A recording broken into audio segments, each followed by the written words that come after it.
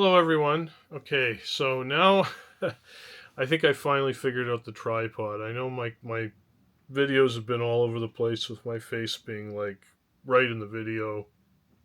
I mean, I have my ongoing issues with eye contact with the camera. It's just part and parcel of being on the spectrum. But anyway, so what I've got here now is the long definitive issue from South Africa, the bilingual one where the alternate stamps are in English and Afrikaans. This set came out right after the first George V set in 1927, I believe, or maybe 25 for the low values. And it was pretty much in use right up to the introduction of the wildlife set in 1954, with a very short period during the Second World War where you had the Bantam war effort issues. Um, but I think those might have been used concurrently with this set. So it had a very, very, very long run. Um, I've always found that Scott doesn't really adequately capture the complexity. Gibbons does a better job, but even with Gibbons, it oversimplifies it because it's actually quite a lot more complicated than either catalog deals with.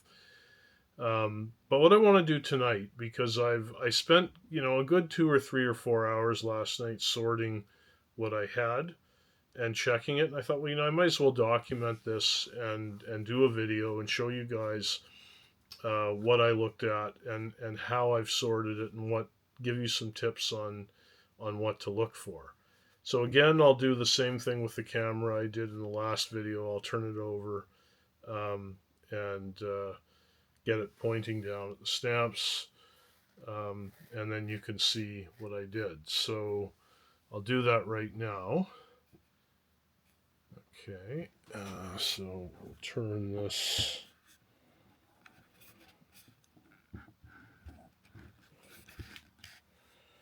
Okay, now what you can see on my desk here, on my computer, are 7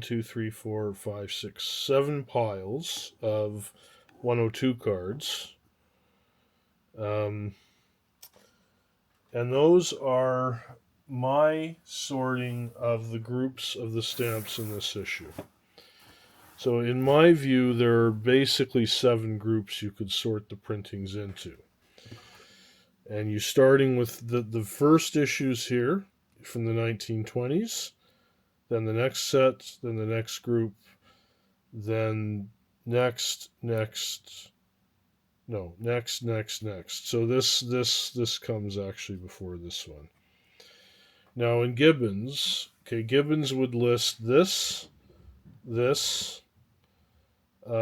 don't list this pile here because they would list all of this together. They would list this and this together. And then this would be listed separately along with this. So the differences are, so the first issues on the low value Springbok and ship stamps. So this is the halfpenny Springbok here. Okay, let me just get it up close there. You can see it. Okay, that's the Springbok. And then you've got the Caravel ship. Okay. And then the 6 penny orange tree. Okay, those are the 3 low values. The key plate stamps. And then you get the buildings and the various landmarks. So in the first issue, these are printed by typography. Okay, which is really just another way of saying surface printing. So when you look at the design under a loupe, okay, the appearance of the ink should be completely solid in the solid areas. It's solid lines. The shading lines of the Springbok and the background are all solid. There's no screening dots, no appearance of photogravure. So that's an easy way to distinguish those. And then all the landmark stamps are engraved.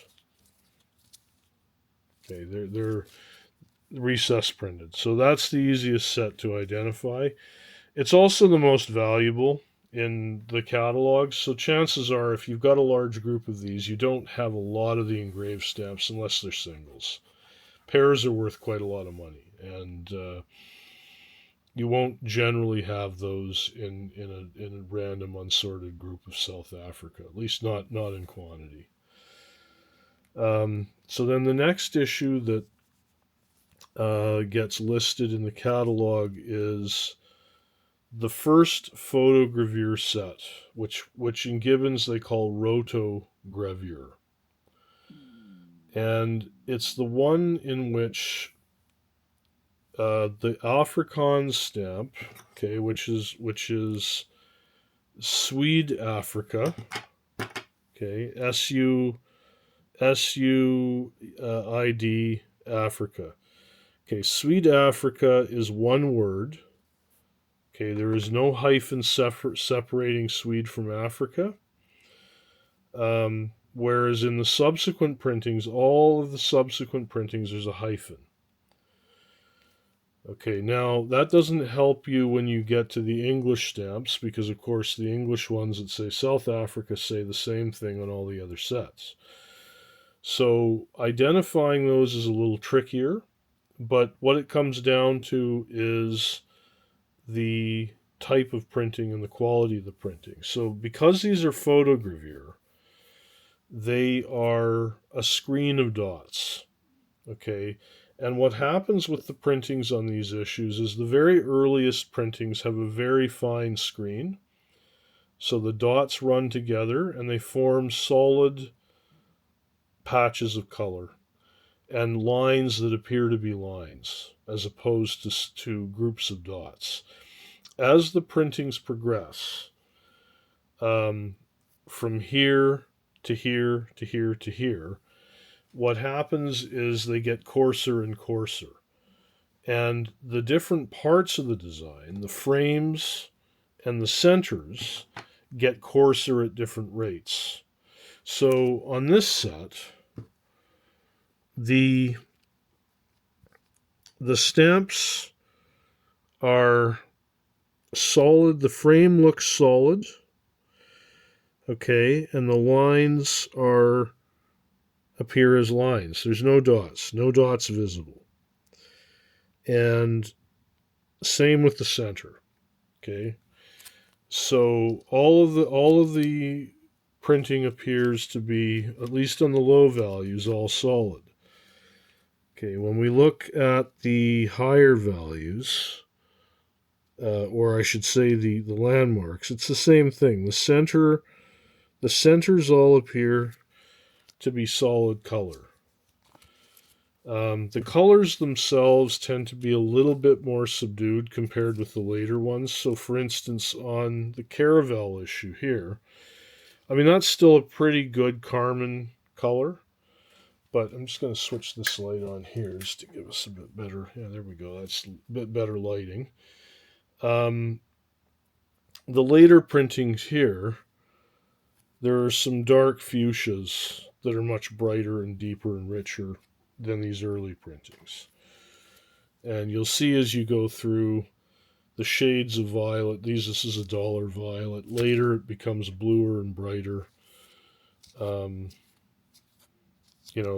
shilling, this is a more chalky blue, a dull blue. It gets brighter later on. All the colors generally pop a little bit more in the later sets. Okay, so then the third set, okay, and this is listed by Gibbons. This is my mistake when I was first introducing this. So this is the first set that has Swede Africa with the hyphen. So if you look here, you'll see the hyphen between the two words. And again, if we look at the quality of the printing, it's much the same as the second set here. There's really, both frame and center appear solid. So distinguishing the printings on the English printings on this group from this group are a little trickier because the print quality is the same for both of them.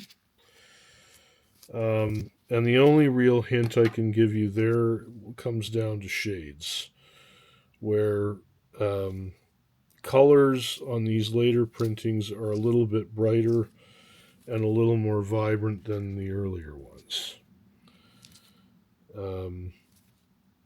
Here, if you look at this two penny, the the violet's bluer and brighter, and the gray is more of a slate and it's deeper than the other one. Now, when we get on the low values, everything appears solid. On these landscape or these landmark stamps, when we look at these, okay, the frame still appears to be solid. The center appears to be solid, but we start to see a little bit of fuzziness, which is the first hint that these are not actually printed with surface printing or lines, but are actually series of dots very, very close together. On this one here, yeah, this one is still appears pretty solid. But you can see there's quite a bit of variation between the shades of violet on these different printings. So even within this group, I mean, this is very different from this, is very different from this. But the general appearance of the printing is similar. And I believe on the 4, on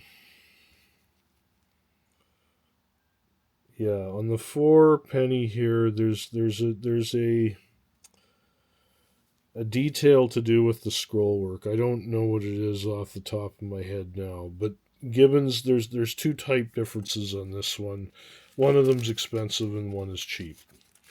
And the cheap type persists on all the subsequent printings, but I think in this group there's a more expensive one. And you have to check it. Okay, so then up to this point, up to the end of this group, we get to about 1936-37. So this sort of officially ends the George V period.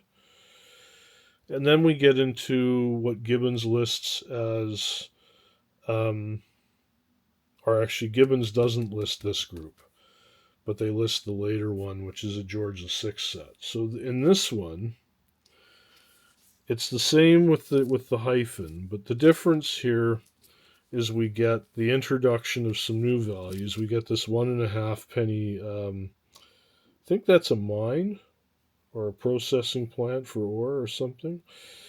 That value is introduced with this group, and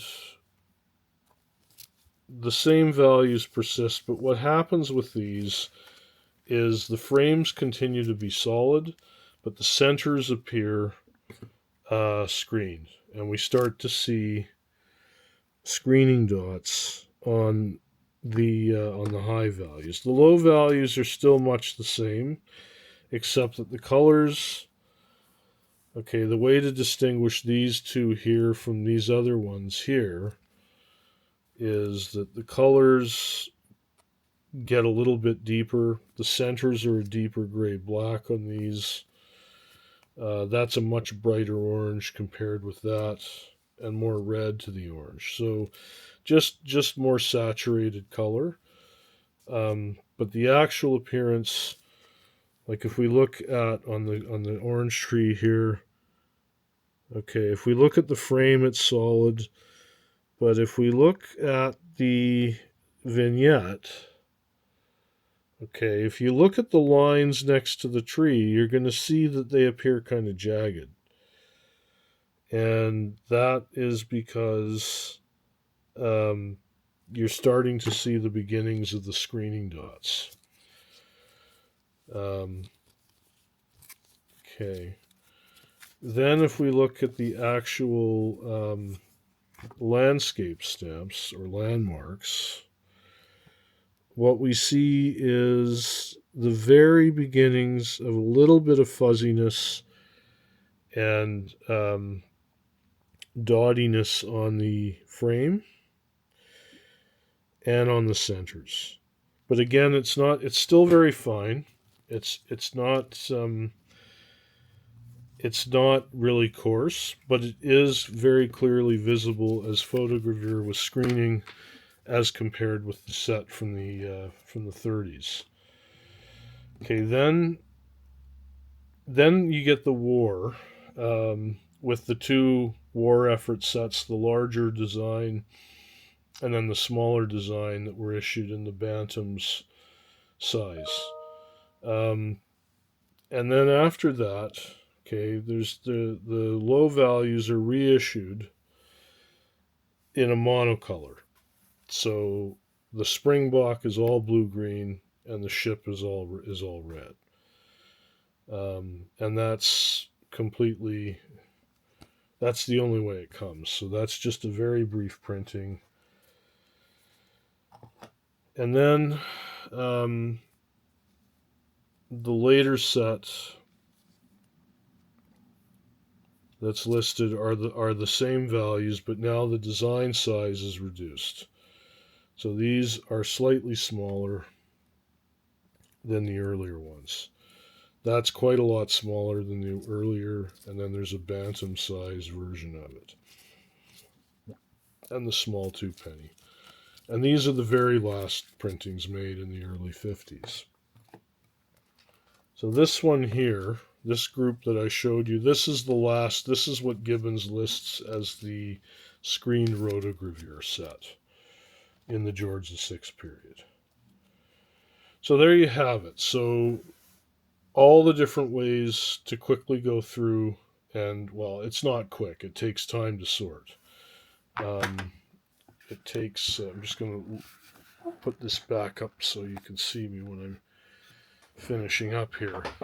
Yeah, it's quite complicated. It took me, like I said, to look at these stamps with the magnifying glass, and to look at the screening dots and to compare and contrast. It took a few hours. And there was a lot of stamps there, and it's quite a lot of work, to sort through it.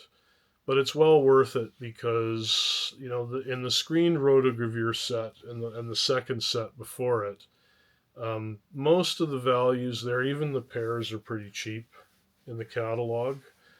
But the pairs in both the first and second sets, and even in the third for some of the high values above a shilling, they're very, very good. I mean, they catalog up to $100 a pair in mint condition, and even used ones are 40, 50, $60. And they're very frequently misidentified. I've seen them. I've seen stuff that belongs in the later issues identified as earlier ones, and vice versa. So it's a great set to collect in terms of shades. There's lots and lots of shade variations, and all the different types. And it's not terribly expensive. It's not nearly as pricey as it used to be. Um, no, it's a good set. And this was a good thing to show you guys since I happen to be working on it. So that's it for tonight. Thank you for tuning in.